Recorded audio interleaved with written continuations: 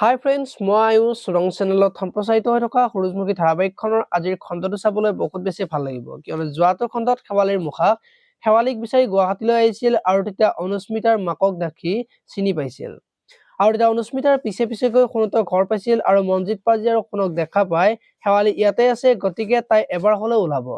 বুলি ভাবি গেটৰ সন্মুখত কাৰ্টুন এখন পাৰি বহি থকা দেখিবলৈ পাইছিল। আজিৰ খণ্ডটোত ৰত্নৰ লগৰজনে ঘৰৰ সন্মুখতে বাইকৰ পৰা ৰত্নক নমাই দিব আৰু তেতিয়া ৰত্নই মানুহজনক বহি থকা দেখি কোন হয় বুলি সুধিব আৰু তেতিয়া মানুহজনে একো নকব আৰু ৰত্নই পগলা বুলি ভাবি তাৰ পৰা গুচি যোৱা দেখিবলৈ পাব। এইফালে আকৌ অংশু বাহিৰত বহি থাকিব আৰু তেতিয়া শেৱালিয়ে অংশুক চাহ দিবলৈ আহিব আৰু আপুনি গলে বেয়াহে লাগিব,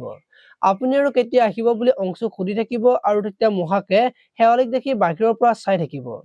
আৰু শেৱালি মানে ইয়াতে আছে মই ভাবাটোৱে হল বুলি ভাবি থাকিব আৰু তেতিয়া মহাকে ভিতৰলৈ শেৱালিক আনিবলৈ যাব নেকি দেখিবলৈ পাব আজিৰ খণ্ডটোত। আনফালে আকৌ শুনে যে অনুস্মিতাৰ কথা ভাবি থাকিব আৰু মই শেৱালিৰ নামটো অনামিকা বুলি কলো, এতিয়া যদি অনুস্মিতাই মই মিছা কোৱা বুলি গম পাই তেতিয়া কি হব বুলি ভাবি থাকিব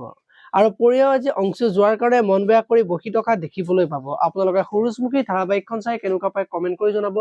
আৰু যদি আপোনালোকে এতিয়ালৈকে চেনেলটো ছাবস্ক্ৰাইব কৰা নাই তেতিয়াহলে চেনেলটো ছাবস্ক্ৰাইব কৰি ভিডিঅ'টোত এটা লাইক কৰি দিব। ধন্যবাদ।